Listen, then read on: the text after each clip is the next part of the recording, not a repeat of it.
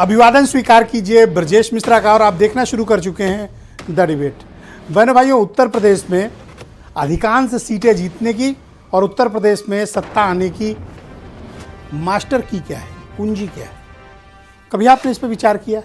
UP दरअसल एक जातिगत आधारित राजनीति का सबसे बड़ा अड्डा है, सबसे बड़ी प्रयोगशाला है।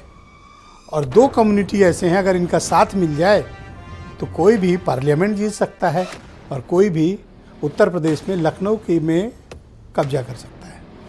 क्या है वो फार्मूला जिसकी तलाश में आजकल तीनों दल लगे हुए हैं, बीजेपी, समाजवादी पार्टी और बीएसपी। आज की परिचर्चा हमारी इसी विषय पर आधारित है। बहनों भाइयों, उत्तर प्रदेश की राजनीति में नित्य नए प्रयोग होते हैं और ये प्रयोग विशुद्ध राजनीतिक होते हैं, विशुद्ध जातिगत होते हैं और विशुद्ध सामाजिक होते हैं। इन दिनों आप अखबारों में और टेलीविज़न में भारतीय जनता पार्टी, समाजवादी पार्टी और बहुजन समाज पार्टी को एक रास्ते जाते देख रहे होंगे। सोचिए ज़रा, पिछले 10 दिनों के स्टेटमेंट और उनके राजनीतिक इवेंट्स, पॉलिटिकल कार्यक्रम्स पर नज़र डालिए। ये सब आजकल ओबीसी और अनुसूचित जाति यानी दलित समाज के लिए बहुत चिंतित हैं। इतने ज़्यादा चिंतित हैं कि मतलब रात में अक्सर नींदें टूट जाती हैं इन लोगों की। दलितों के लिए इतनी ज़्यादा फिक्रमंदी हो गई है।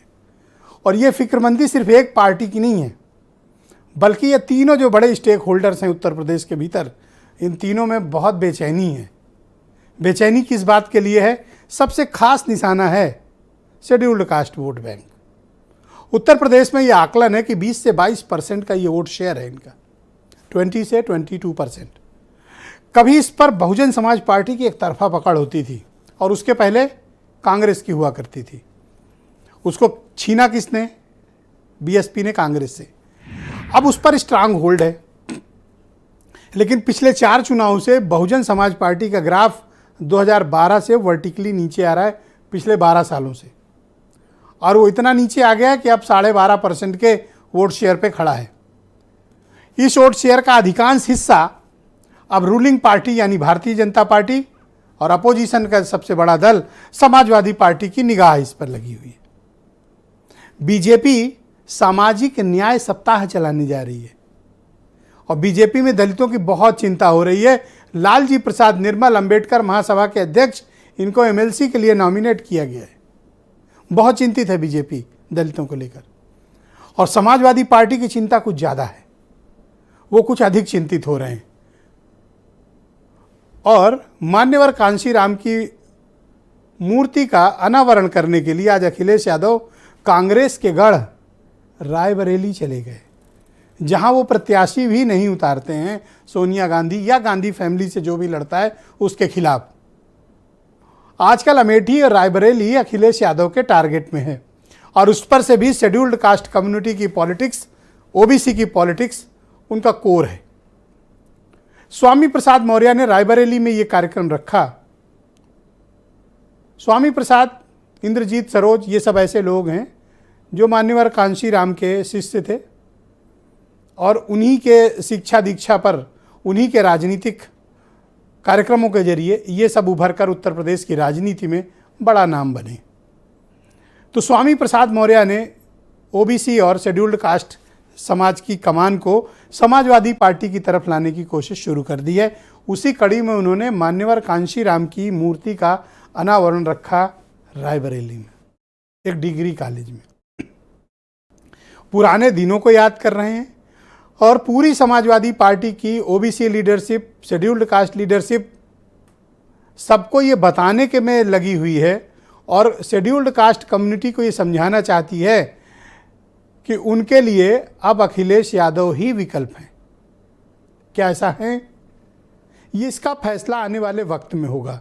लेकिन बहुजन वोट बैंक जो दरका, अब उसमें हर कोई अपनी बड़ी हिस्सेदारी चाहता है, बीजेपी भी और समाजवादी पार्टी भी। शायद ये इसी की एक कड़ी है कि अखिलेश यादव मान्यवर कांशीराम के बारे में बताते हुए बड़े भावुक हो जाते हैं और स्वामी प्रसाद मौर्य, इंद्रजीत सरोज जैसे नेता उस कार्यक्रम को आगे बढ़ा रहे हैं। कौन? जो कैडर से आए हैं, जिनकी ट्रेनिंग कांशीराम जी के समय हुई। अगली कड़ी में बीएसपी आती है। परसों मायावती ने एक स्टेटमेंट दिया कल और कहा कि अगर गेस्ट हाउस कांड नहीं हुआ होता 1995 का, तो आज समाजवादी पार्टी और बीएसपी उत्तर प्रदेश में हुकूमत कर रहे होते और इनको कोई हटा नहीं सकता था।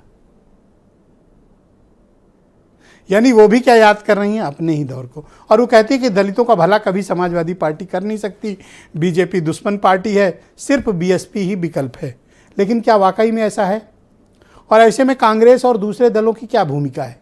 आज की हमारी परिचर्चा इसी विषय पर केंद्रित है। दलितों के लिए, पिछड़ों के लिए इतनी बेचैनी, इतनी फिक्रमंदी नेताओं में जब मुझे दिखती है तो मैं भी बड़ा इमोशनल हो गया कि कितने भावुक लोग हैं ये लोग, दलितों की कितनी चिंता कर रहे हैं। तो हमें भी आज डिबेट में चिंता करनी चाहिए, इनके कार्यक्रमों की, इनकी नीतियों की और इन सब की नीयत की भी। कुछ स्टेटमेंट सुने आप। भारतीय जनता पार्टी लगातार संविधान की संस्थाओं को खत्म कर रही है। अगर संस्थाएं खत्म हो जाएंगी तो बहुजन समाज को सम्मान कौन देगा? तो ये लड़ाई बड़ी है। हमें उम्मीद है कि माननीय काशीराम जी की जो आज प्रतिमा लगी है, इससे लोग प्रेरणा लेंगे, आसपास के बहुजन समाज के लोग जागेंगे और एक साथ समाजवादी पार्टी के साथ खड़े होंगे। आप सब जानते हैं पिछड़ों के रूप में वो केवल अपनी बिरादरी जाति और अनुसूचित जाति के बारे में जो उनकी राय है वो आपने देखा होगा। समाजवादी पार्टी के लोगों ने बहन मायावती जी के साथ किस तरह का बर्ताव किया। प्रमोशन में आरक्षण का जो सरकार बिल लेकर आई, किस तरह समाजवादी पार्टी के सांसदों ने फाड़ने का काम किया। चूँकि उत्तर प्रदेश में नगर परिषद और नगर पालिका के चुनाव होने हैं तो दलित समाज की तो याद आएगी, मगर जिस तरीके से दलित समाज को 30 साल से ठगने का काम किया है, आज बहन मायावती को दलितों पर जब अत्याचार होते हैं तो अपने बंगले से नहीं निकलती है, अपने राजमहल से नहीं निकलती है, वो सिर्फ B team Bharatiya Janata party की बन के रह गई है। तो बहनों भाइयों, आज की डिबेट है बड़ी दिलचस्प। मनीष शुक्ला भारतीय जनता पार्टी के प्रवक्ता